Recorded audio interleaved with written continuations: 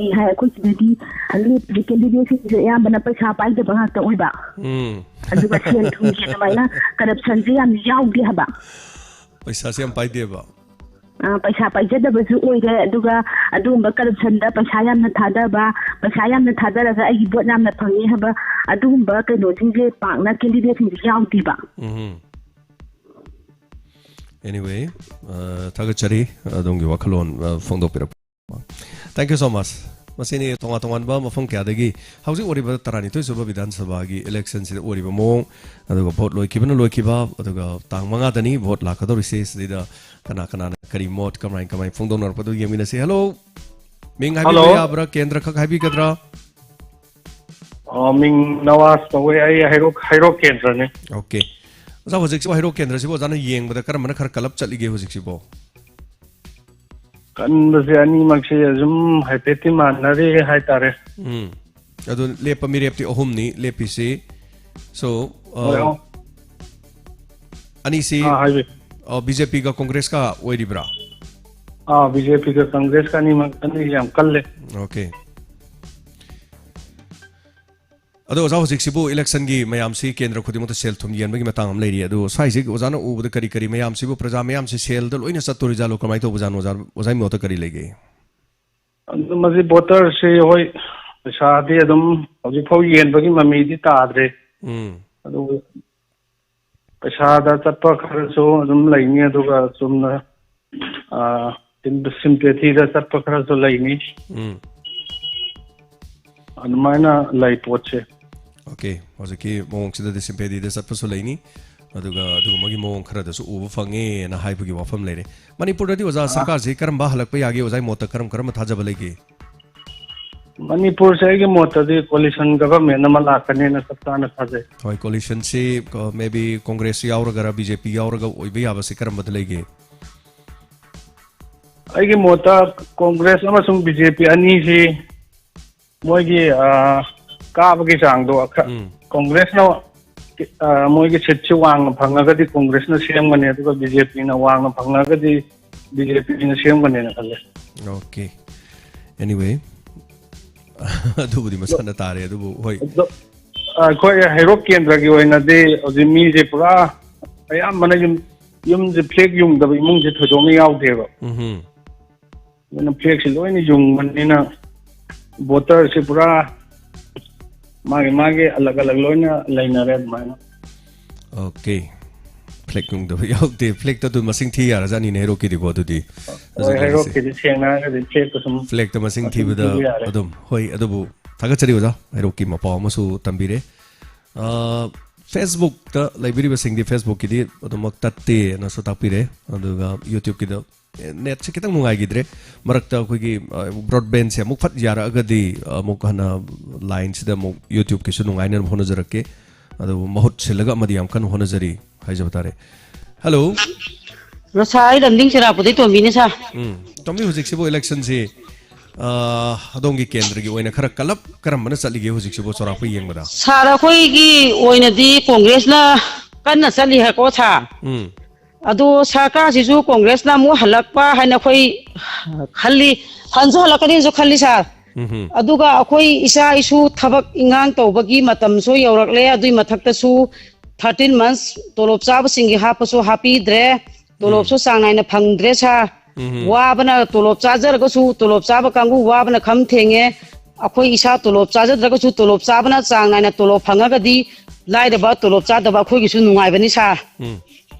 ꯑꯗꯨ ꯑꯩꯈꯣꯏꯅ ꯈꯟꯖꯕꯗꯤ ꯀꯣꯡꯒ꯭ꯔꯦꯁꯅ ꯍꯜꯂꯛꯀꯅꯤꯁꯨ ꯈꯟꯖꯩ ꯍꯟꯁꯨ ꯍꯜꯂꯛꯄꯁꯨ ꯑꯣꯏꯁꯅꯨ ꯑꯩꯈꯣꯏ ꯋꯥꯔꯦ ꯕꯤꯖꯦꯄꯤꯅ ꯄꯥꯟꯕꯗꯒꯤ ꯍꯥꯏꯕꯁꯦ ꯍꯥꯏꯖꯒꯦ ꯁꯥꯔ ꯑꯩꯈꯣꯏ ꯂꯝꯗꯤꯡ ꯁꯥꯏꯠꯁꯤꯒꯤ ꯑꯣꯏꯅꯗꯤ ꯈꯥꯡꯕꯣꯛ ꯀꯦꯟꯗ꯭ꯔꯒꯤꯗꯤ ꯑꯩꯈꯣꯏ ꯏꯪ ꯇꯞꯂꯕ ꯀꯩꯅꯣ ꯀꯩꯅꯣ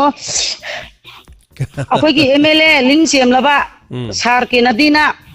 ꯃꯥꯃꯨꯛ ꯃꯕꯨꯛ ꯃꯔꯥ ꯇꯞꯄ ꯃꯥꯃꯨꯛ ꯐꯕ MLAꯁꯦ ꯑꯃꯨꯛ ꯍꯟꯅ ꯂꯥꯛꯑꯔꯣꯏꯗ꯭ꯔꯥ ꯍꯥꯏꯕꯁꯦ ꯈꯜꯂꯦ ꯁꯥꯔ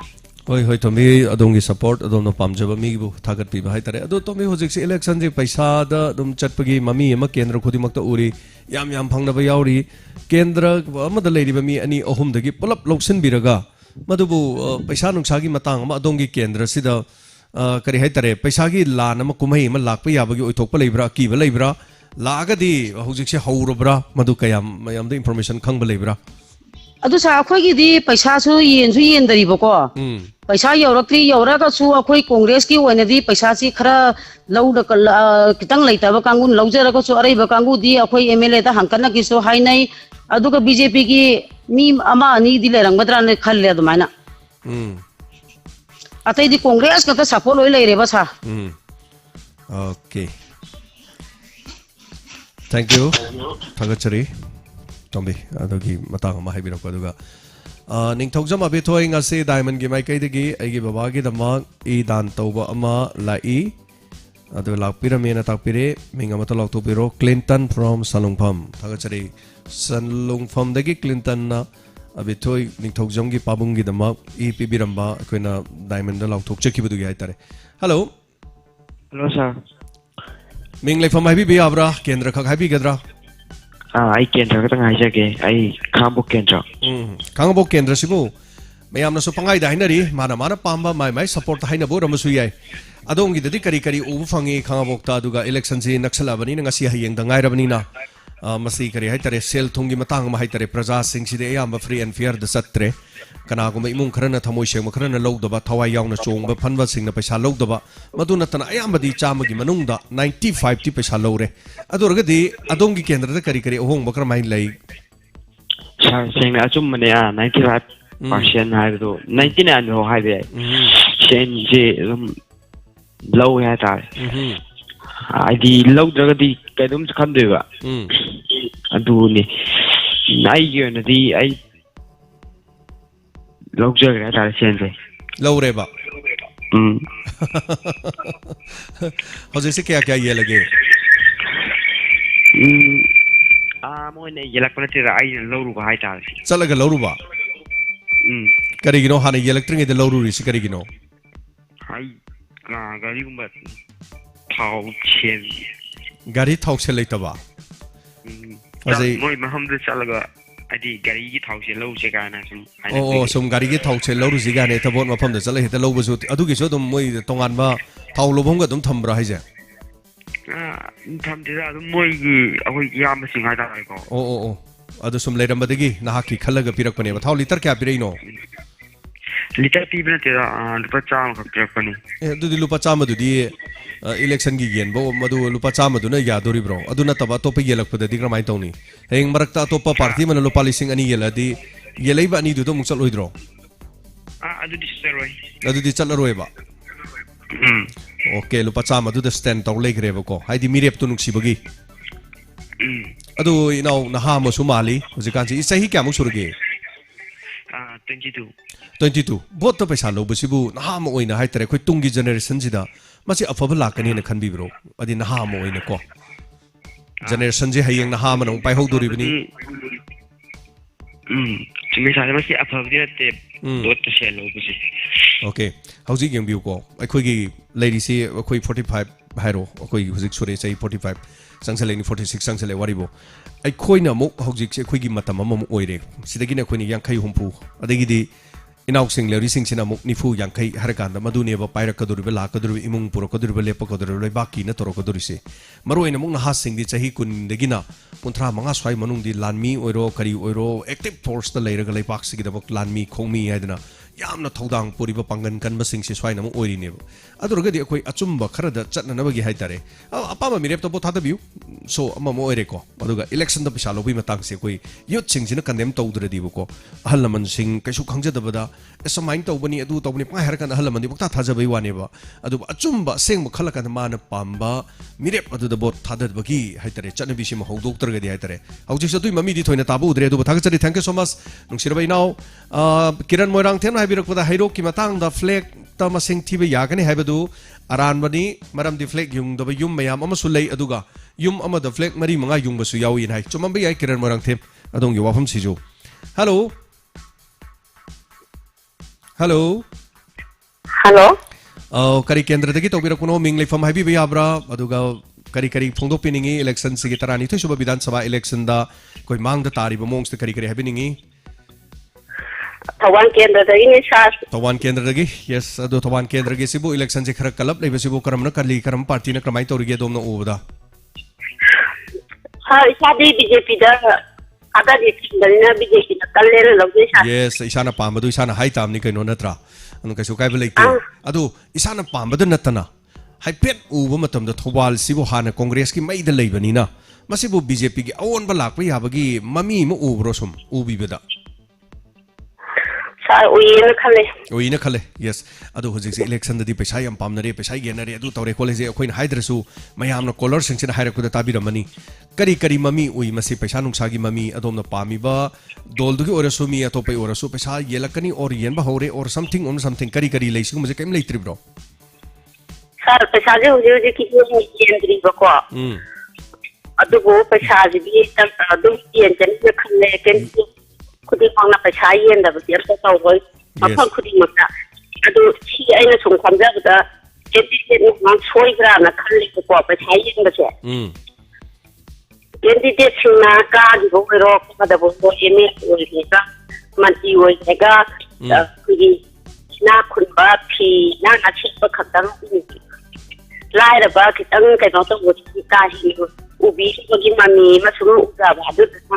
naira bati parau dana akoi di bole papa matamda kara lo ho buduna dana me kagra ni to sinati dana khodi bol matamda lo ho di paisa khoi upai ke sula ke duna bo ti ka ta ko bo ti bo khan bo sinati upai ti na roi ya am tinge pada tinge khanna boina uye sa yes yam chum wapam ne dom nai biri do dum yaw su dum yarong ngani hai tare hayeng ai koi di bot ka gra na masak khang bi do su nate lambi da thengna ba su gari khama ko bi rok tong nate khoi di firo nan ba na tabani na yam na nungai ai fa ba na tabani na thabak thorom tho ju lai ra bagi yam ka he nei mung lai ra bagi da di MLA oro mantri oro lakande haibe se mayam hainei ba aduna khara mari mata khara isang sanga leiba adugu mada lakpa thabak ha phazu isang sanga khoi di pesa piba ngamoi dong ni sai su su thabak yaura roi adu ragadi bot to oina khara loktho hu basina tana pam ju khara pamba khara yamne yelak du dagi abka pulap loktho ro loire na khan basu yamna lei haibe ne ba dom na biri se ko rugune bike pijai na pa dai na bike lai ba bike ngu thalan bi gate masina kwa ai da ya su ko khau tan ngai ga maram mu oi maram di akoi tien ki di da tara mari pi ngai ma tam da khoi siang wala ka jare ba tien ki di da tara mari pi ngai ma tam da sara te to ki mati ke nai tien ki di da tara mari pi ngai ma tam de sa yes a sai ma tam da akoi ya to ki mati wa nei ko ho ti ching bu ngai kana sara he ma zulai tre adu si ki da tara mari pi di kan di da akoi siang wala saban ko kai chuja mun da ra kan mo du na ma ching yo wala ga tien ki di ma wa na bo na ba to ki mati wa dai adu tien ki di ma to wala ga ki di ma ki tan ki ma thong wai mo da kin hu da ki di ma do hai del ki di ma do mo wa to thong e ki di ma do mo wa to thong ne akoi ka ka na hai la ne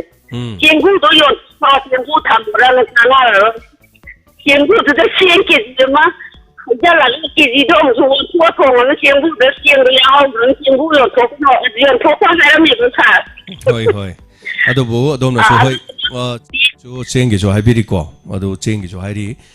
chengi di mu oi aina mo haije ge bo jik NPP na palen khalaje ba NPP na pala so chengi dum yela ne ba maram di hari scheme che 2013 da pass to grabane 2016 da lak pani 16 da la yela pane ba haujik ti utup na sarkar pai ra su ne cheng di yela ne ba maram di masidi puna makini ko seng bani ko na haije se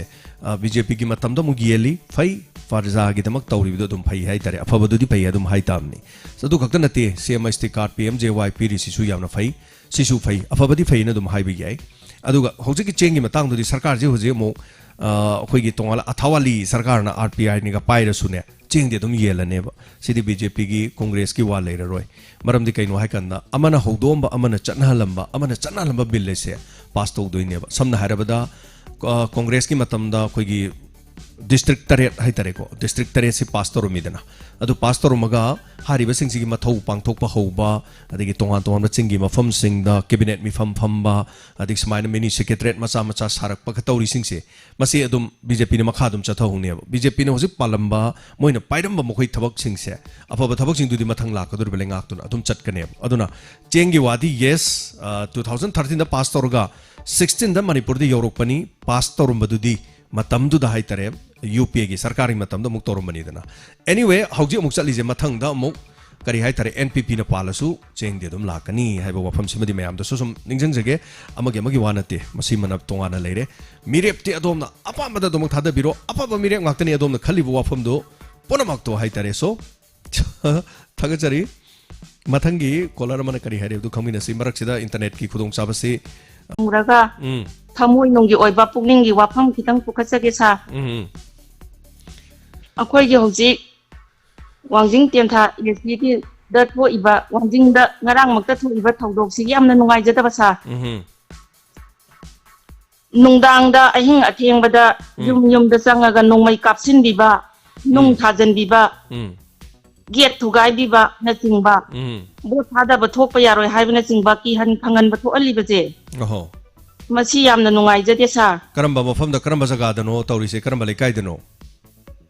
ꯋꯥꯡꯖꯤꯡ ꯑꯋꯥꯡ ꯂꯩꯀꯥꯏꯗ ꯅꯣꯡꯃꯩ ꯀꯥꯞꯁꯤꯜꯂꯦ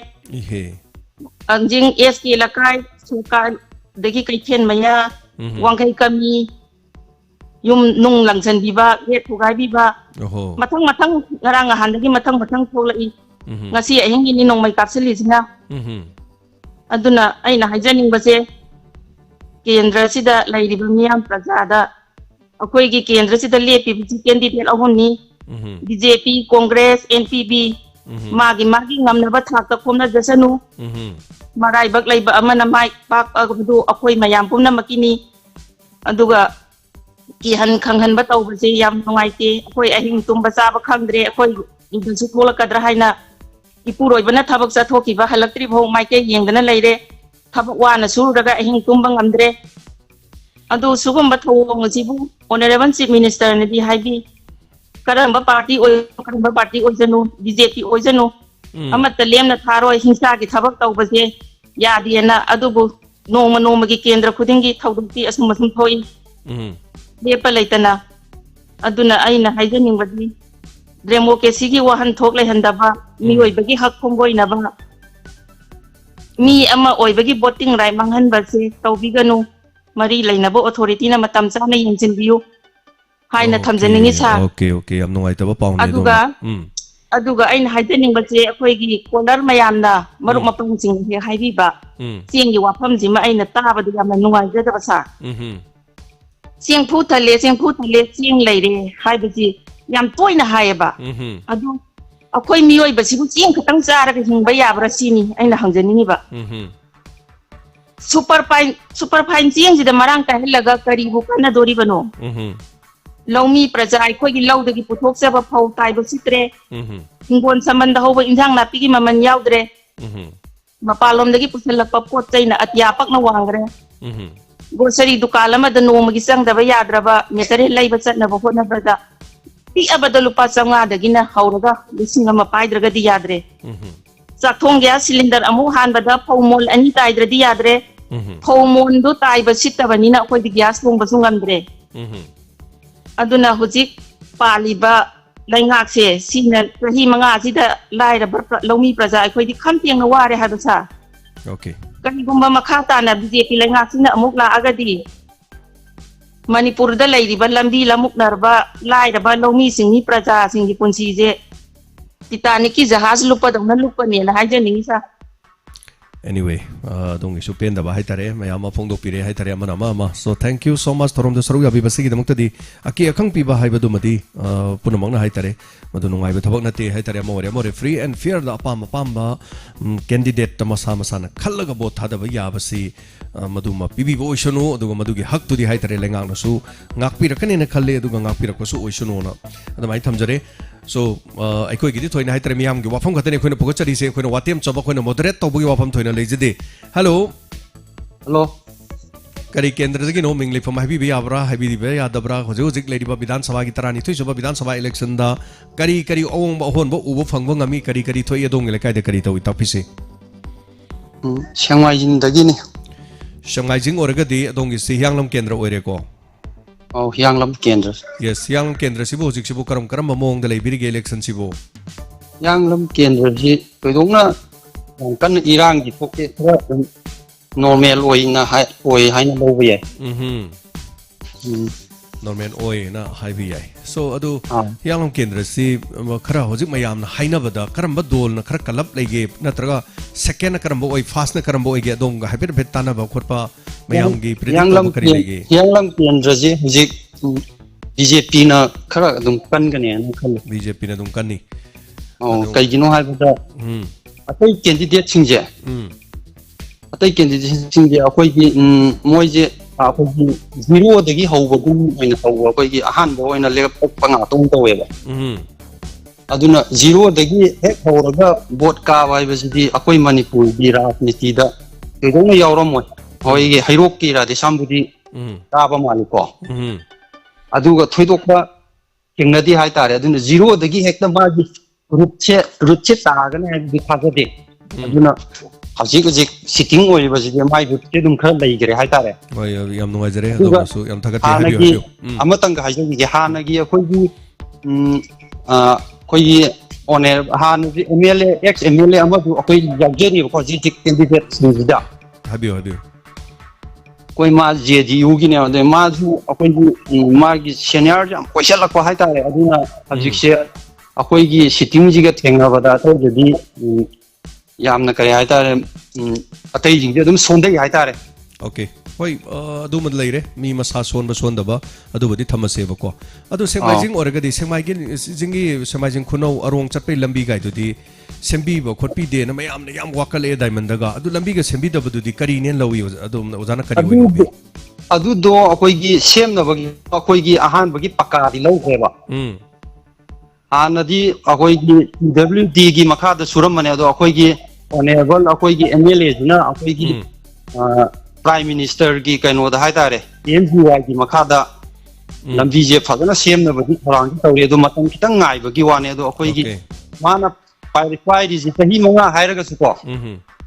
tahi manga haira ga su corona na tahi ani madi tabak si tawba ya da na dum lagi bani na akoi hoi mayam na pien da ma mu di leram be adu bu amutang ga kahal ga di adum tabak si fazana dum taw kani ha ba ai ngaji thajai hai tare okay am nongai jai adong ya pamani am nongai jai dom support to biba aina khangjari sin na tai na te samajing praja sing na khwai degi phone torok pa se yanglam kendra gi oina lambi ya de ha basina khwai degi han bo oi diamond radio na chahi manga miyam gi thabak to ba hujarak pada khwai degi lambi yadre ha ba kendra ji yanglam kendra si oiba amasina ni aduga kari hai tare mayam na hairak pada khwai degi mung chengen thauyen simaga complain to budani go sida igi record nate mayam na sudum khangbiram gani sigum bakra masigum basi khara dil lei adubu yes corona gi chahi ani khakna di punamak se manghan ki ha basi chumi hadak amuk tang karadi hari ba sing ado loina miyam gi ning bathungan gani na takpi bani so anyway chumbal hanba adudi miyam punamak ta sinajare thagachari adongi support tawjaba adongi apamani adongi right ni hai tare so mathangi caller amadamo khudong chaba mu pijare mathangi caller mana kari hai habdu yamina se hauju hauju ore batarani thoi Shaba Bidhan Sabha election 2022 da hojik tongnari ba mong mayam adongi lekai de kari tawe habdu hello kari kendra no mingli fam happy bi abra kendra khathang happy gadra ai khango kendra thakni sa bo kendra khango kendra ko yam phang bagi manung do oire do happy se hojik sibu sel thum yen ba khot bagi matang sibu khango kendra si pan panade hadak si masai gumai mami mu udabra sa yeni ele do koi bi phangdri ando lau ga ba gi sa lai jade lau ga ba su leite ando dai na hajaning badi sa numi da angda yam na yai khai thungai bi yam tauba ni gi yum thugai ba gari thugai ba sina gari ta na dino bot na smaina thugai na basi yam nuai de nupi angang yam na wakhan ta na dre hojiti angang chin bi ko di tumam ta khang dre kamai to no gari se karma mong da thugai ge haibadi yum da khamam da gi thugai ba sumang da sangoi da thamado sangoi da kham da thugai ba yam taure hojik se oho haibadi bot mana kham ta fi yam tana re bidang se bot mana ti haibagi ra to biri se bot mana da bagi BJP ga JDU yang kalle okay adu nani sigi ni mkhai ne re yamna sangak pani edo asi hadu tawza tahon janing de anyway madu to haning de apa magi re to bot hada ba ya hanbiu ai di bot thajaning ba thajunu Denda kai ba leide du ga koi masen khana ba si di tahon janing de na hajaning ne diamond gi thonga Okay, adudi election se karigumba amana ga maithi horaba kagani khanmana ka haudraba natraga adumaina haitarene adu maningba ningba thamoi kaira kandadi yum changdana amu hena adugumba thodokse tholokani haibagi akiba leibibro Lady Sarbo, no Mika, as a way, come on, lady, you can lay on the Hana way, the Dina Kandere. Mari Mata Singi Yum the Chalaga, Mari Mata Singi Yum the Chalaga Bolo, Dirbo, Lay Resirana, Haina Yawi and Madu Harak Yawi, with the Messes Sarak Yawi, Somang the Garitama to Gaibirame, Lambida, Garitamada, Talaga Garitu Gaibiri, Pimu Satpa, Toe, Do Taurega, and Haine, La Lida to Mira di Kangde. Adu maina haibus yawi kai gumanda hajauge adu akoi bungak pisin bi bra policing ke moina numidang dam ni tha sa la lak yaw ko sa police na ni sa sala lakwa ala ko yaw bi amna moina kanton do gudi lang ga moina ni sa ta sa laga ko mino do du si adu ni cham chan na ko ma ta bi pham ni moina du ya that pa ya ma to bu moina mak to gudi na pe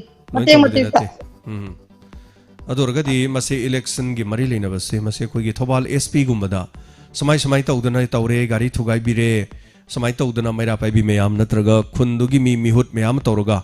Application of Iraga Krangapi and View Haribaleka is the Hing the Samai Samai Taurega Mayam Nagadi complaint Tauruba Police Harubadi Latro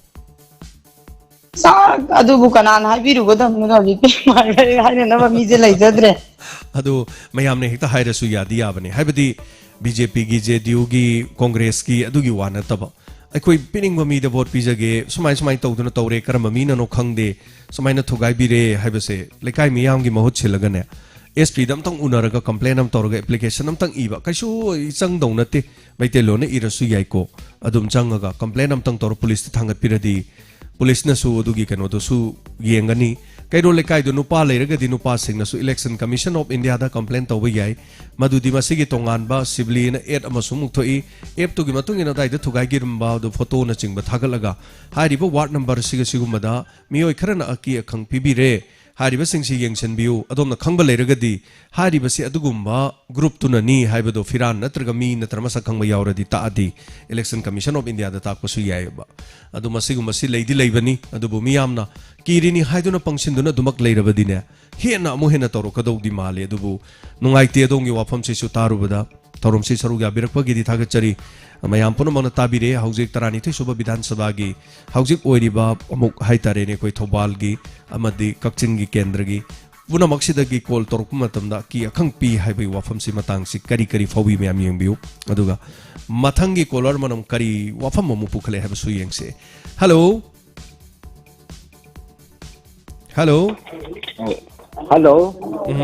kari kendra dagi no ming haibi baya abra ming losan bigadra sir ai Technopal 2 dagi ne sir Technopal 2 sir mafam du kari toro le bibro yum oibro lam oibibro kari no sir ai sida yum torga voter ship tor le jaba sir voter ship dai da dum chingabro sir ado akoi sida di vote ki mami ita ta de sir aduga candidate sing mar ta la adne sir aduga akoi gi Technopal 2 hai jaba dare sir hoi akoi gi voter amagi ra che phang dabdong na taw ba sir ai di mo khoi gi sir phone adum haijar ge sir koi singsang gi wari ni aduni adani na tawrga sum leiba praja singse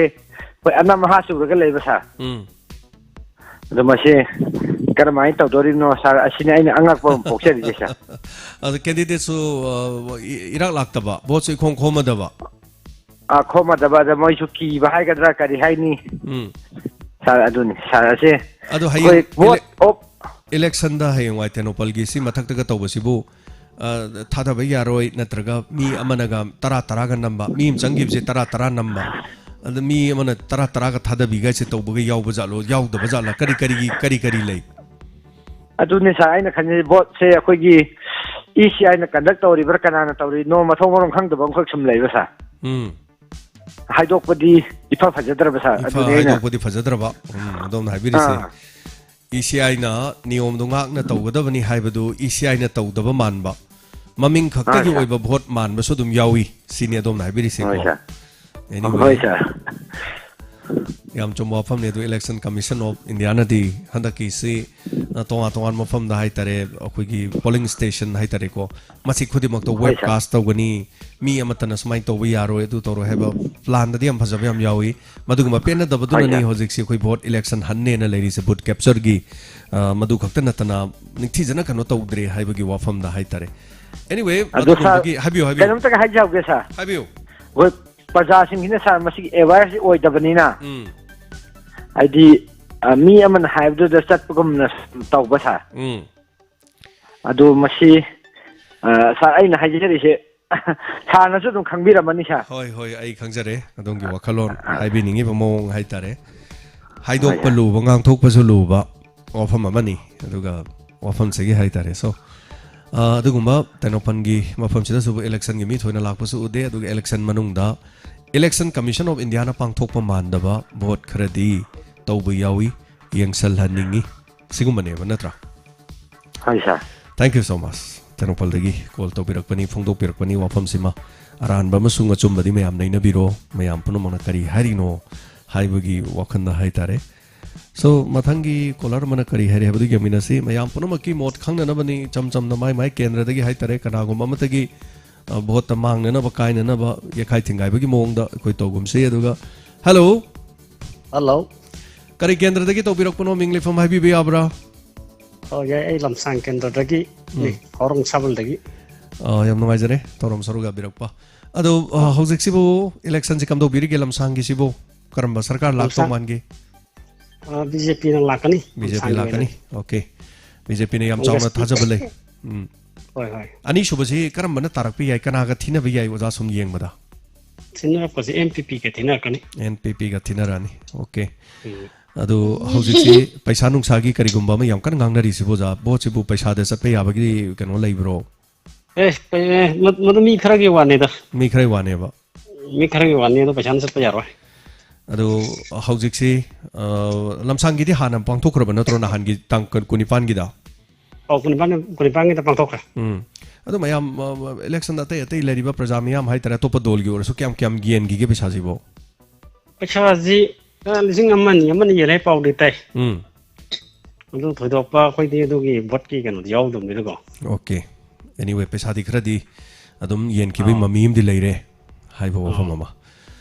anyway adu manipur gi oina hai tare sarkar sibo ja karamba halak pa yabagi mong legi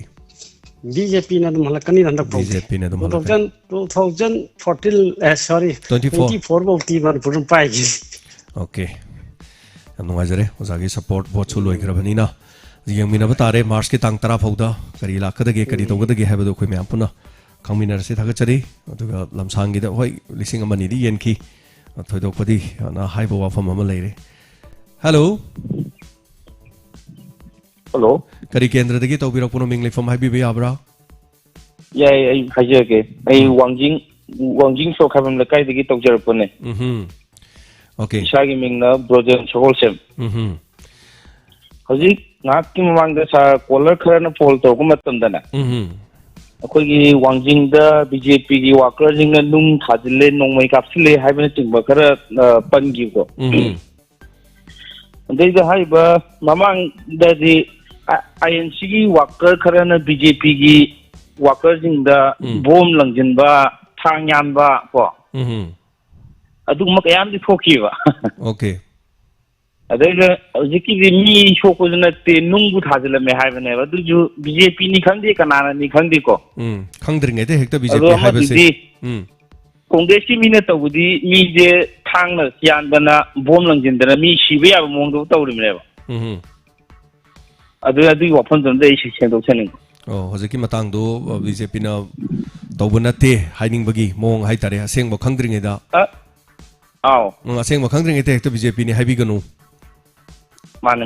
adugumba so haining ba hai tare hoi tonga mafam da lai khabar da yaw bodu su hoi ama thoki bodu amana nate adu aseng bai jidi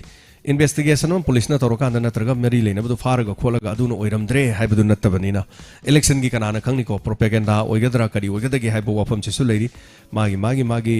support torok pasing da hai tare amana moire mai supporter jing jo kankhala ngang na bangak tani hai tare ne moire adu bo chum bodu di mang da soidena maki madu puthokpi boisano madu di moire Congress su BJP na toba patte BJP da su Congress na toba patte puno maksidi condemn to godam ni hai tere koi mi am puno mana so thaga chari ato bari kari happening bolai biri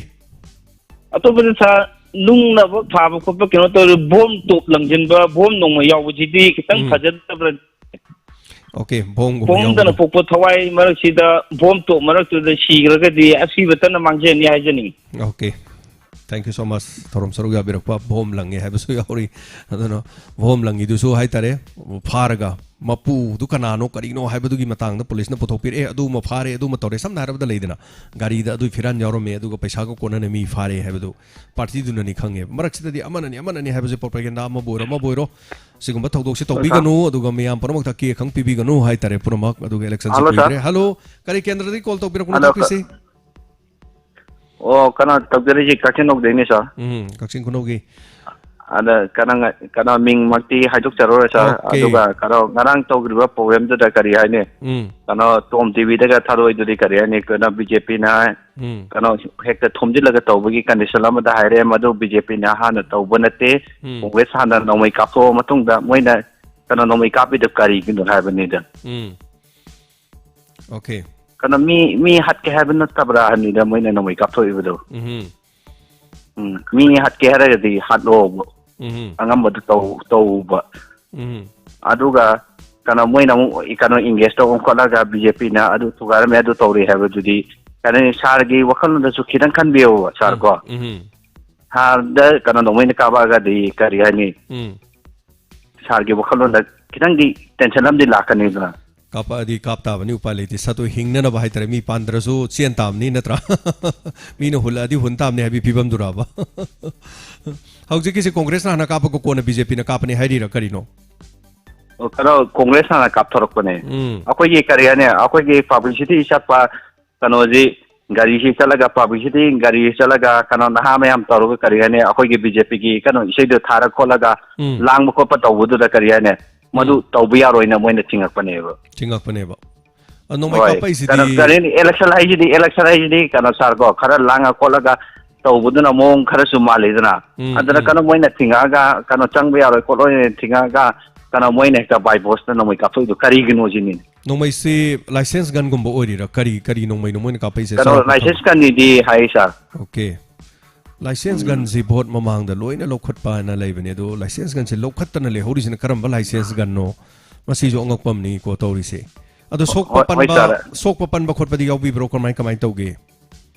sok pa di khara di yaw bi akoi gi BJP ki side ta gi kana moina kana no moina mak to kana akoi diver da attack tau bani attack tau ba diver da pal hokdre ado bo kana moina nauri kaptok puri gi sok pa yaw bi adu tawraga moina kana poki kana do amon na sanoki bu da sargo khoida nungai jada bai tare oh to pakhana ni na ba discussion da wafam dulla na puthokre sine ba ko songi se oi okay adu hojik sibu adom ni yeng bada karamba election sibu khar kalap chi karam na leiri ge adom na pamani na adom na hen adom haidori bra kari marmi tabage sen thum yen ba khotbai matang ga sibu kari leina ge sibu kano tawbudi adum phajari hatare kano akoi kakino da kano candidate ama lepi banina BJP na dom dominate tawri adu bo akoi na dominate taw sida akoi haibam thokpa akoi tawon thokpudi adum haigo akoi na kano congress kongu da hairi ba noi gi chafam thokpa tawdawi adabu do adu tawbiyo bo akoi kaisu atingba kari mo piroi ba aduga kariane moina karami atopa khomjil khotilaga tawbudo adu khantang ni tawbiga nu haibani ba akoina haje wafamje moida akoida moibu akoina phuge khotke sai gi haibagi wakalon suklai lekte akoida okay yam nu ajare sinaw su sing topi badong wakalon hai thank you call di ta thukre nate bam de mu yor thank you hello tana khidre call se mathangi kolar amada mo khodong saba pijari minute kara kon ka tukun ga taret kumba domak leizari hai tare khana chaina ba khoda ba jon thona pamja khidre amagi so ore masi yaragadi masi tobida ba hai tare hello lilong bazar digi tawjar pune sa lilong bazar digi lilong gi sibo hojik sibo karam tawrige hanagi siga hojik tawri ba mayam sika mayam da kari khangan ba yage oja hojik sibo yani ai hajar ke aina khangjaba खंजबा है यादी मानजबा है तारे मानजबा आई नहीं उजबा है तारे को माने माने चुम्बे याई लालंबे याई को यस अदो नेशनल की ओइने यंगसु बीजेपी से लार्जेस्ट खगी वर्ल्ड की खैतेगी चावबो पॉलिटिकल पार्टी ने दागी रेको अदो खगी पॉलिटिकल पार्टी से यामनिना अमुका मधु यंथोने की बितती अमुका 30% खक्ता वोटर अदुना याबा पार्टी मने बीजेपी से हाइबदी 70% अमनदी भोट थादब खा याउनी थादब याउनी अतोबो पॉलिटिकल पार्टी में हम ये दम लेनी अदुना सही 30% ना पायरबनिना 70% अमनदी नुंगाइत्रेबा मसिना नेबो क्राइसिस लाइस में हम चको अदो कोई मणिपुर की ओनी यंग कांद मणि बीजेपी से सिंगल लार्जेस्ट अमुक हाउ ओइकिद्री होय अदुबु हंदक लाकदरबा तांग तरा सिदि खंगनी ओइब्रो ओइदब्रा इसे मधुमति खंगनी चुमनी होय बीजेपी की अखोगी ऑनरेबल सीएम सी अदुम मयाम थगतपददी अदुम फैन जावे अदुबु मी अमखना वन मैन आर्मी ना मागी करियानी सिगी टाइटैनिक कनबुदि ngमोय अदुबु मान ngमगदि अदुसु अफबो मनि अदुबु तांगा दे असेंगमदि खंगनी अदु लिलोंगी ओइना मोय हाइजेगे लाइन अमनि हदं हाबियो लिलोंग चे कोइना सम येंबदा माइनॉरिटी सी समना ज केनो से खगी बीजेपी पार्टी कितब की जबा हाइतारे माइनॉरिटी ना समना हरकांदा होय होय काइगिनो हरकांदा खगी मोय जे कोई महाभारत के दुशासन की पार्टी ने उब्बा करिगिनो हरगे दी खगी माइनॉरिटी की नुपी मचा सिंगी कोक थी मचा म कुपदो अदो होदो कुप यारोय न थिंग कांबुने बाय अदुना ngसाई खर लेगा मार्क्स पे यारोय फिल पे यारोय गाइन तोर कराइन याम की जबाय तारे थंबाल से माइनॉरिटी न दि कयाइने खगी खौरोगी ममाई दोनो उबा अदुना खुद से नमगे तवजी तगा निकपा सुम ममदि तवे अदुना कोइन मीडिया एंगरे पार्टी दी एंगदरे अदु मीडिया कांदा अखोगी सी खगी हानगी एक्स एमएलए हाइतारे मसी कोइन नेक्स्ट एमएलए ओइनबा आइना अदुमाइना अदुना सिबो खना तबल तबई बनुंग दामो हरेसु इनि सिमा हम तांका दे कई लाकदेगे दो यमिन बतारे ओके अदुदी सरनसर की जेडीयू ओइब्रा यस यस तुम जेडीयू एनीवे होय थोपा यावरे अतोपा केन अतोपा स्टेट ता हाइतारे मुस्लिम नुपी मचा सिंगना मकोकता केनो उपदु मधु यारोय हाइदना हाइतारे लारिक तंबा लाकपददी सिजनबे यारोय हाइबगे तोंगा तोंगान बा हाइतारे यूपी दा दुगा थे तैदा थौदोक थोखिबगे क्या मरुम लै मियामना नुंगाइनदे हाइतारे को धर्म की धर्म कोई दसु सर होय कोई दसु कोई मैतै सिंगी सनबिदा मनाउ नुपी सिंगना मैतै वद को कुपिको अदि याम फजबा याम नुसिबा कल्चर अदगी केनो अमनेबा होय इबाउदा हेंग अदुम पनसिलगा यारोय हरकदोइराबा दुमबा दे यस अदर मुस्लिम नुपी सिंगना मकोकता फिकुपदु यारोय हाबा बुरखा सेलगा लाकपा यारोय हाइबगी वाथोक अमा हाइतारे याम चाउबा क्राइसिस अमा थोखिबा लैखरे अदुगी मतंगदसु सो अदोंग पामनी को अदुगा मिरेप हाइतारे सपोर्ट तोबिबा सो थगचरी थरोमसिदा हाइबिरक तोंगा तोंगानबा सिंगी मिरेप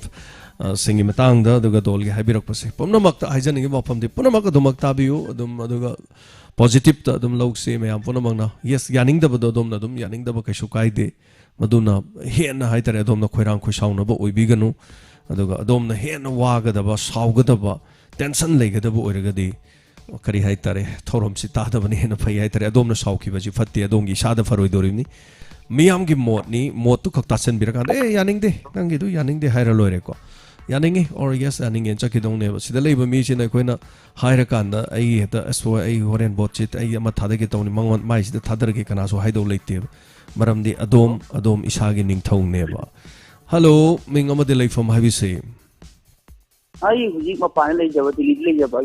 आई सुम डायमंड दे दो ये नंबर ना कनम कुंगी वालों कम हजन ने भाईतार हाबियो इसाम की जमै दिनी आई निंग लुवांग को तापिसी हुजी अखोई जे बोट से संखांग अनि थोना कोई थादरे सही तराम को अदो हुजी लाइबा मोंग जी अरोई बितारे हो पुना चाइना बा हना बा तुना बा गाड़ी तु आइबा सिबो बोचिने हो यात लुरजाला वा मिओइ बचिबो दुदिलुइ को थारदादि को दुसु सिदा अखोइ सी जे बो थारदादि यादे थारदादि नो हाटकनी हाबि याद लोइ लेरेबो फुना बचे अरोइ बि हेंगले हाना बौजि सुनु दसु तोइ मानदो तौतमना फै मछि जे थेंबो isana apamba podo thadabiu aduga mingonda laiba ahal laman mayan khud thana khudna gari ga thai mayan do tawna phai akoi mapan leo akoi si yengbra ko yam nungai kreo haibati manipur je si biam si bu yawra dala bihar ga UP ga ta khanbagi pota koi isana khanjare ba hoi hoi maduni to biganu nungai lebiu adu nungai na po thadabiu apa mado adu ko haijage thank you so much adomna nungai taba khana chaina ba sugma thoning dabagi wakalona ma share tawibani hai tare aduga mathangi kolar madamu khudong chabang pijari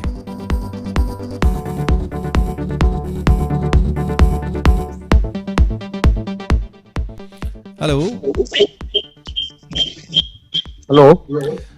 jab ningai bi yabra kari kendra dagi no call to birakpa no yanglam kendra dagi ne yanglam kendra yanglam se phone apangre yanglam khanga bok wanging den tha tapi se hojik sibo election sibo kam to birige si yanglam di bot si ingna singna di tawri sa adu adak si candidate manga sure puno voter masing se kya no jawi se koi candidate manga sure ana di candidate lai ro dra tawram bane BJP na pandadagi thabak tawba yaba tawram dabadagi ajik si candidate BJP da sawalam ba mayam da loi chongthoga lepkhale moi oina lepkhale ba ko moi oina lepkhale adu bo hojik si candidate yam yame candidate yam basi candidate amamam na paisa se lising ani hum yela di ani manga yam phangadi yam phangdong male du paisa yen ba khotpa gi matang mami ma lakpa yabagi ubi bro za du ga kari sumba leitabra mami di ui adu akoi di he khangak di paisa bu phangde da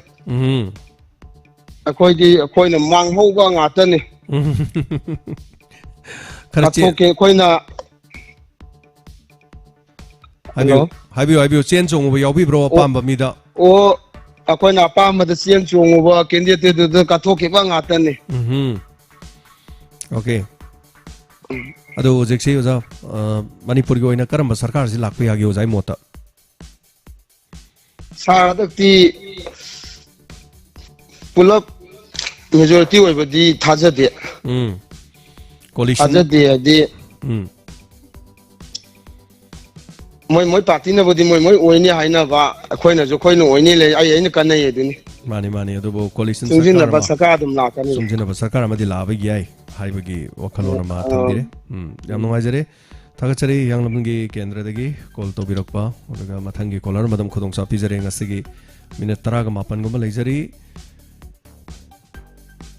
hello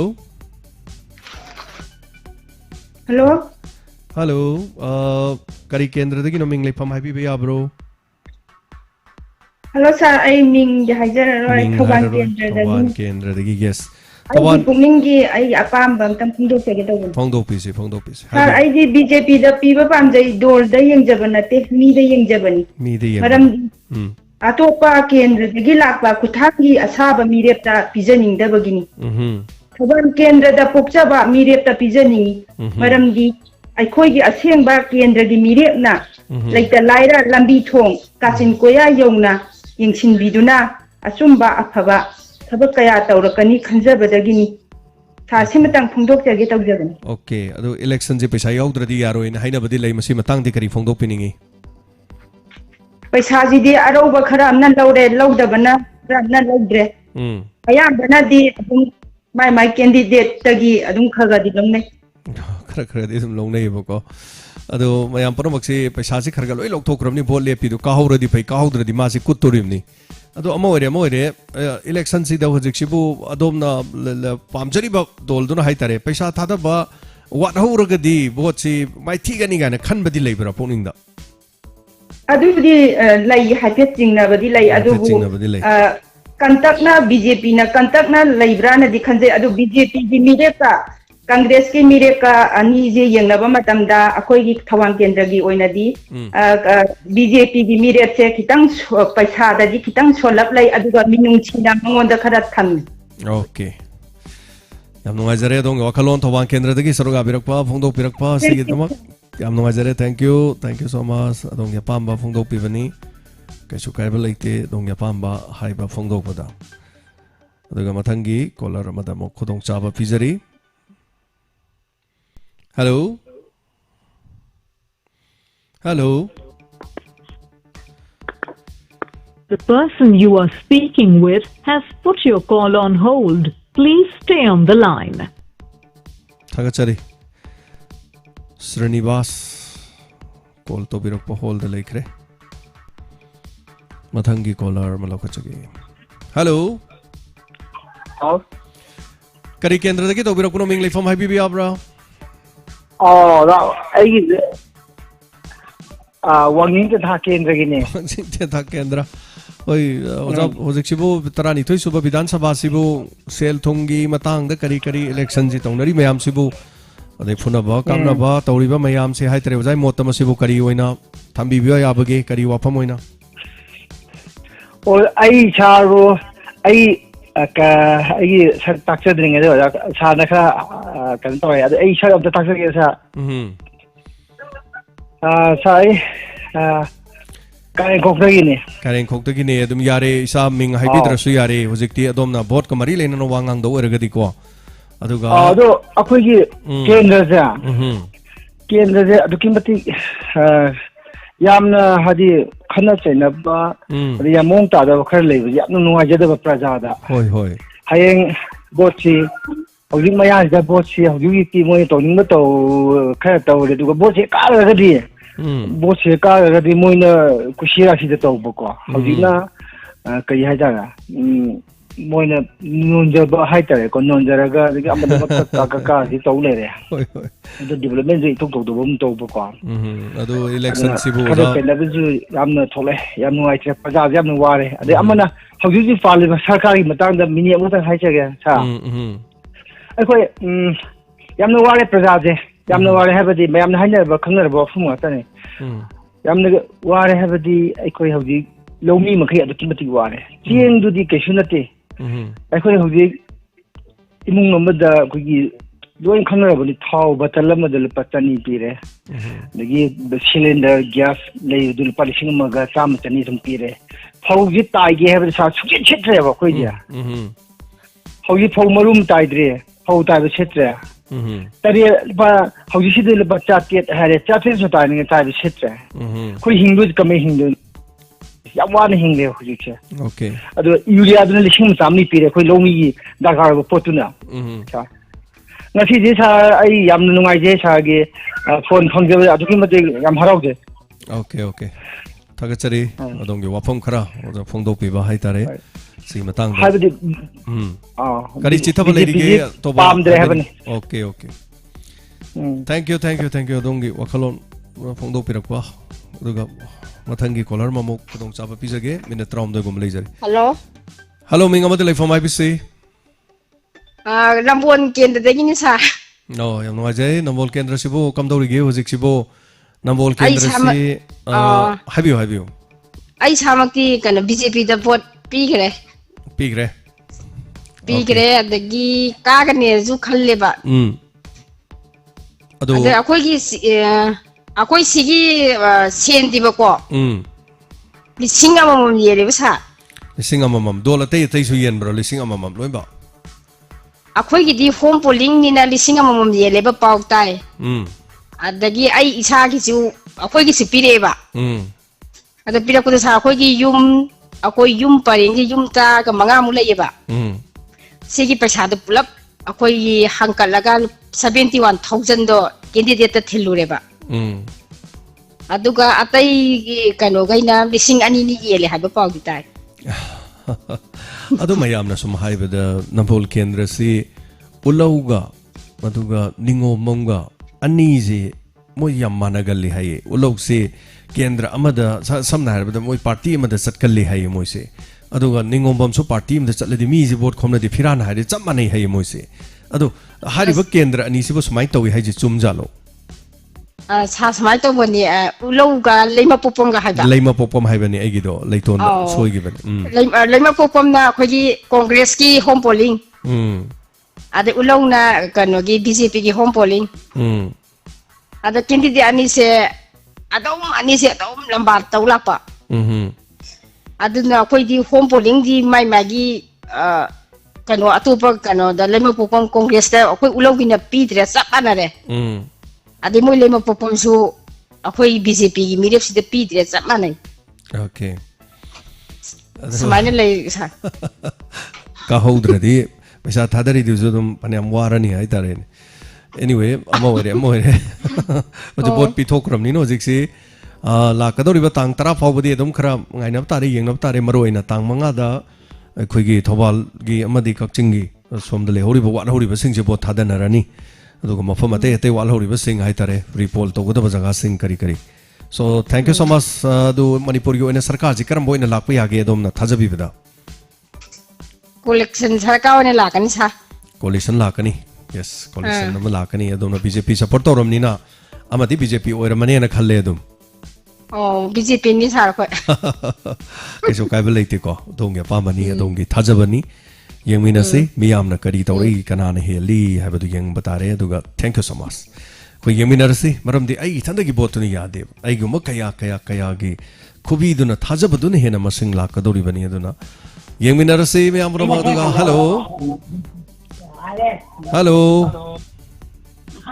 hello kari kendra dagi tawbirak pano Mungkin kita kendra gini ba Hojek sibu bot ki rang sibu kamai to birige mungkin kita kendra je maje loi sak mane ani bam to hena de hoi bung bam to hena de adu ta karan ta je ge ba habiu bot to chen ye li che le na ma ya me de pa ko piri ba adu bo hau gi ba bot ko de mo lo na mak chen ye de ye ba adu mamang da jo by election ta giba ka do giba mayam ne du wasa ga pesa tiro sa lawi pole na ba da handa piye ba ale mo adu di sando ni da mamang da jo by election ni matam da jo na na ngum ba congress BJP ama pa ni ko yi adu ma sa ba ne adu bo congress ni na jo wasa la ga pesa tiro ga dum thada ni ada ki ni wasa la ga pesa tiro thare ha jo le na khai de adu bo amana hora amana haila ga chu de di badna ta na ko ji sam na le khana ji na bu na ma akoi adu du gi wasa da loi le je adu bo hoi kari ba mi du gi kari ba du gi di ko na support ta de adu loi na ni ku ma na ta ni adu bo akoi di lambi thong chamak pa adu gi lai ta la da khudong ja ba pi ba chu ku ma na he na pam de akoi di on da ke de gi oi na nam phase yam phase pham ni ado sa badanam tv haidana moi na papi de pi ba ko di pam de ado de santi le ta mi na ji da ke re di oina kai ba mi do khoi to mi da ke de ni pun ba ni ha ko khan dei ado mi pun na mona ran ba wa ka da san dong ri ji de pi da na ba haidana ina ha gi da hai ka tham jari ji ha ra ga le sin jari yam no aje am pa jabo pham ni ha bi ri to ado hoi election da mi na du tawre da tawre na ha ra ga maduna maram oraga haitare hoi propaganda si long no biam hone haitare mana ngasai smai tawdana thiba wa ma hai o ma do smai tawi mayam tongnari sini ne Facebook to ko nawai thaban jong gi bu hojik pusalak pai gumba adagi nawai kaino ma hai gi ba du hojik pusalak pai gumba viral chatna na ba mayam pono ma ki pukning je as ma ji smai taw boire ma si smai taw boire ko adagi nongmai hek pai ra ga ut ki ba gumba nongmai sat ki ba gumba na traw phamminge kholinge da wangang sangang ma hai ki ba gumba migi ijat mang ba yaba mong de am taw bu su yawi yes asana mai de pusala wasang na basu ko to mani da amage magi u da bai wani du bu masi puno makse yam section basu change dol gi chen biri ba to biri ba singna kana ko ni ijat mangan ge na yaw yauksan la to basu dum yarong gani adagi phu bana mana puram ba maming na ma hairam ba aina inspector te ai da ha na to jakrabani mi phu badi somna kanda mantri ama dugi mari mi duna phu bane ba do phu ba kanda la iba mi sing dun kari hairam ge bo ai khoi la ise hanagi hoji pari ba mantri lal singh mi ni ko hairamini lal singh mi na te ba priobert gi mi ne bala ido adu election da masi sumain to we se yam ngan na so aina hai tare tayai gi serial do mayam dum ta khri duni aduna amagi propaganda tong no badum yawi adu ai gi wadi aseng ba chumbai si din mai thiba pi ba songong moy propaganda phane am tau sunu miyam gi damak phajana thabak to ba mi ai du dine karim ta kiningai lethi ngangning be ngang ja sanu akhoi su miyam gi thabak to ri se ngang ba dum yauri ni adu adaw da chai ba yauri ni akhoi mawam lo de ba maram di kaino hai kan da akhoi gi wadi mang da thopiro phajana haina si phajana tau si akhoi di iram dam se gi ne lai gram ni political ge adu ge da ge tu ge akhoi da kaim leite ba akhoi di हंजल लगा मनुंग हलक चला काना खोइन हिंगिबा खोइन तौजैसी वांजिंग तेंथा केंद्र थौबाल केंद्र कक्चिंग केंद्र नते Manipur the लेबा मियाम पुनमकीनो ngamgira ngamoira mapanda de gileiba stranded leiba satra sing mayum da tholokpa sonda di flight tonga chalimni ada larik tambanen chalimni corona gi han balek ko matam ada chaningai leitre tan ngora chare moida ngora chare duda radio toba aina mayam gi mateng so dum pangchu pangnarakhi matam adu da haitare 1,60,000 phuri khau digi dum chat khiba nuksira bai chali che singdu da khone pi khiba mayam do photo nung to digi video loina mak leibani masi akoi ni tawjai manipur gi ni haitare aduna madugumba lamdam sida wangjing te thagi bol lepa mi du su mai maram da thiba wanga nga su ne aigi moti ne nok thoga tabiu sini madu nok pa heiba ngamba ngak thok pa ngamba du luching ba kawe pangdana mayam tawjari ma achumbo itardi ma bu soidana maki miyam na thagalakani miyam gi ning thau oigani miyam gi luching bo oigani lamdam asigi lan oigani haitare soida dum tension jage duna haining bai jasanu mi gi makha thabada kaiso patte u gi wokha thabada pat pai wani ipai puno hari duni adun aigi moti ne haining bai jasanu nganing bangam jasanu haitare ko adum afaba thabak tawne ba khoidi afaba tawne na dum lep dai gra lore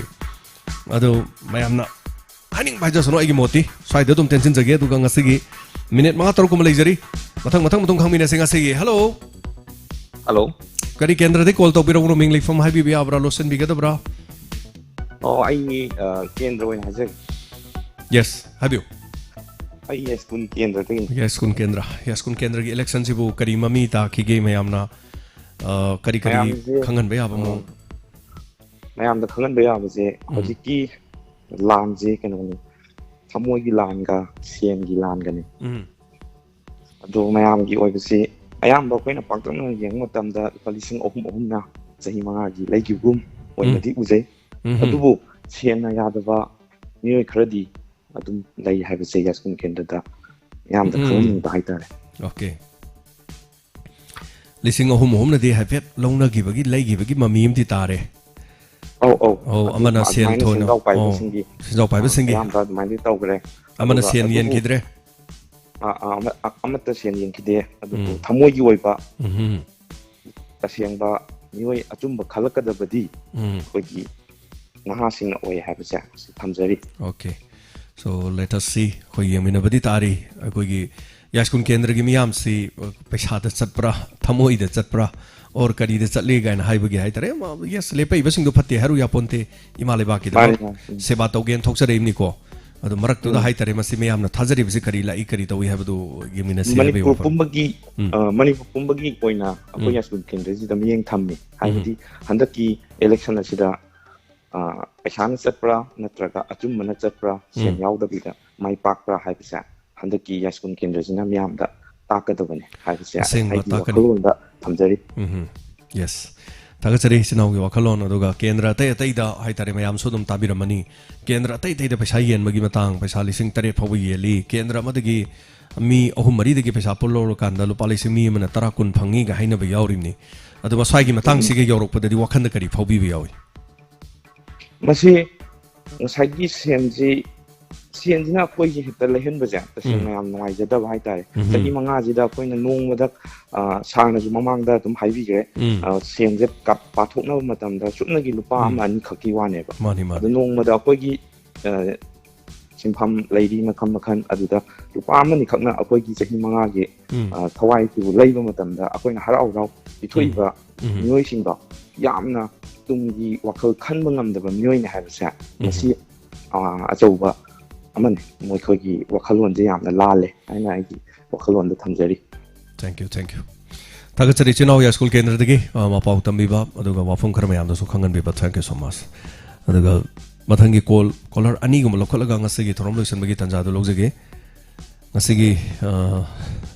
jo meeting sing ngase gi tawgidre net si khara nungai ta bang si se aduna jo meeting si tawgidre aduna hayeng oina net khara nungai ra gi jo meeting sa hayeng ul tawjege hello hello sir oza ming haidok pigadra kendra khata hai bigadra kari habini ai togere be sempur kendra dai sir oje bisempur gi sibu karmai torge yamna kara ina ba mali karamna help kalap karam tobiri gi mayam da tambi be abadu sel thum yana ba khona bai matang swai jina kari ko mami tabra ta dabra kari mayam da khangan be agyo ja sen thum je khama kai de dum je ram da du ba su mali kene candidate ahumni senjelga sujamne ingna chingna anti hoina bot hada nakhiyana tumjege sa dari sujena bo kona ba matajau gidal okay yana ba yaudana ado da sarkar se bo karma lakpa yage hojik sibo sarkar se sam kanu akogi amanadi majority di oiba ngamaro ena tumjege sa jana bida wena dum dakado busu mali sa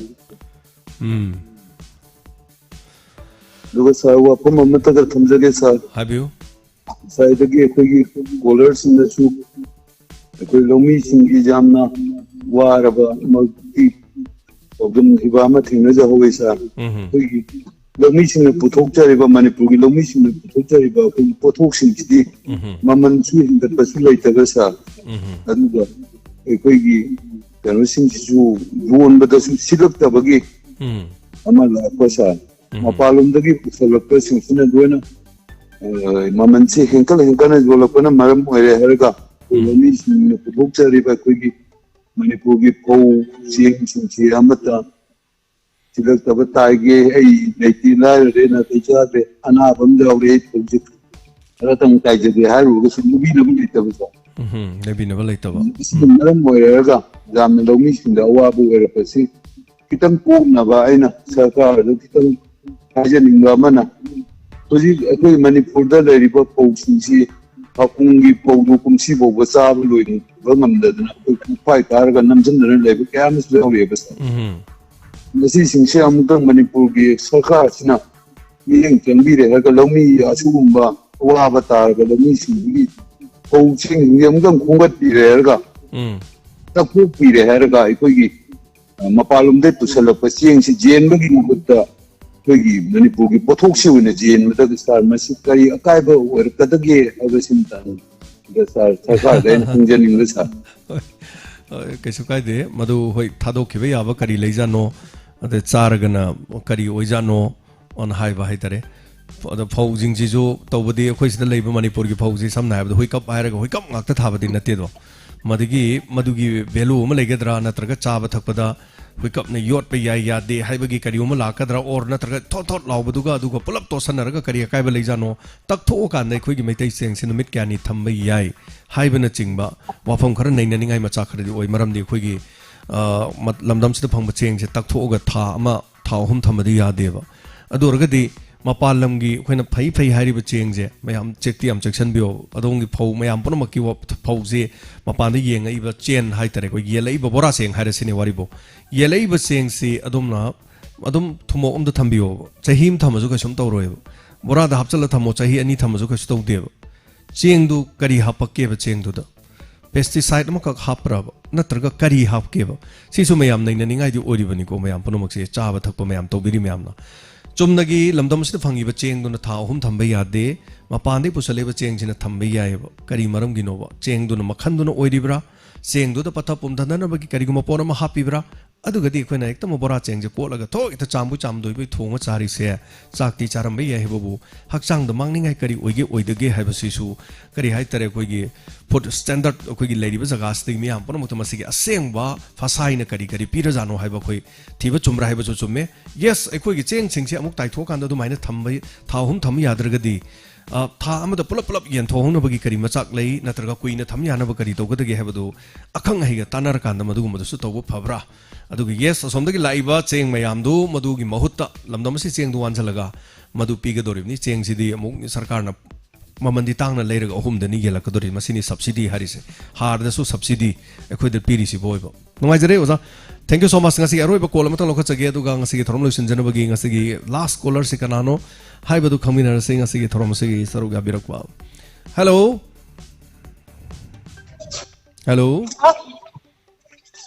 wangoi kendra din wangoi kendra de numai jare wangoi kendra gidi election si loi gre ko yogi sa kari na kari mai to gi wangoi kendra gi election ji mayam da tamba yabada election ji kam do gi Oji santi oina pangthokre aduga sagi akoi hanagi congress ke MLA sina BJP da sogakhiba aduga magi miyoi singsina nakalani makki paisa sa haire loba Nakan ani maki. Kanada thadari si khangraba. Moina ha moin kani lady BJP na ka NPP na ga NPP na kani lady. Aduna karamba na kana tawinu khangde paisa ji ka saigi taw tere jen na pen da na ani hum hap hai ba zawliba. Adu what pira loire na tum hakhini. Adu mayam si aduga Saja hai ga lo ba ni amana ram nga tam mai manga smaina hangnare aduga do sina kanada pi no kamai te ni khang da bi Shadi yam phang hai do la khang ni na lai na ri adu di mi amam si paisa sora pa kyam phang na gre ba ko gi ruling email gi di yam na yen mane ma koi matung in madu NPP na di ngam da ba du na yam wa ba ta aduga ko gi paisa ka pam ba mi da di adu moi na yen mai na ta ni pa mai na dum yen ba mai pem adu di mayam pano mak se heng wangoi kendra si ye li ba mi du no ka khitara ga di lambi semo hai da ba yarani chengen thauyen adu tawrokno karim hai di yarani ne ko ai ba da loi sa loi lok thok khram ni na ba adu ai gi mot ta ring sai gi yoring emily sina yam na yen jaga su ja ba du da yam lam yen mani na matung in ma da su wa re atai candidate sing ni matung in ma da su wa re ba Kendra si sorak pa botar di kya mulai lising kuntra mulai bro kuntare mulai bi bro kuntra matak ta lai man kuntra matak ta kuntra mai mga da mai lai nai anyway adubu hojik se adom na khanmada manipur gi oina lengak sibu karamba halak pa yabagi adom na thajabada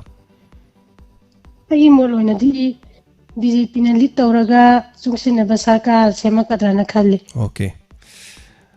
yeminarase ko mayam gi apamani praja mayam na kari torokani praja mayam gi khubi de loi lakadoini nahan boti pesa yen be yen da ba lo da ba bon loi pigram ne hoji wala hori bakra repol to da bakra se mu yeminar kanda lakadori ba sigi tarani thoi suba Bidhan Sabha da kari awon ba made ohong ba lakadagi haibadu yemina bagi mathau tare so thagachari thank you so much ngasi gi di call se aroi bo ikre aduga job meeting gi shu khudong chaba masigi di net chi internet hai tare kitang nungai tabadagi myam punamak tamadagi khudong chaba se phangan bangam khidre hanana thagachari myam punamak hangsit tang manga election nomini pangthok dur election jin myam free and fair da pangthok pa yana na bang myam punamak honna si asau pari thadok piu khana chaina ba thok tana ba honna minasi ai gi mina vote ka da biya de haiduna angam ba thak ta mi bo phu ba chaiba kihan ba khangan ba amana bora so tobiri ba punamak na thadok piu kihan khangan ba na tabida adom na pamli ba mirep adu da bo thada bagi haina bi adu lamdam masi de lehna bagi khoi pun hona minarasi apam mirep to bo thada biu adom gi right ni kanana su thing ba leite adom ya pamani so ngasi gi damak tadi poning gi warol thorom da ngasi gi thamjar be tarani thoi suba Bidhan Sabha election mari len miam gi mot ogjaba utang lo sin jare tabiri besi mujem sagur jam mo kana kharum jare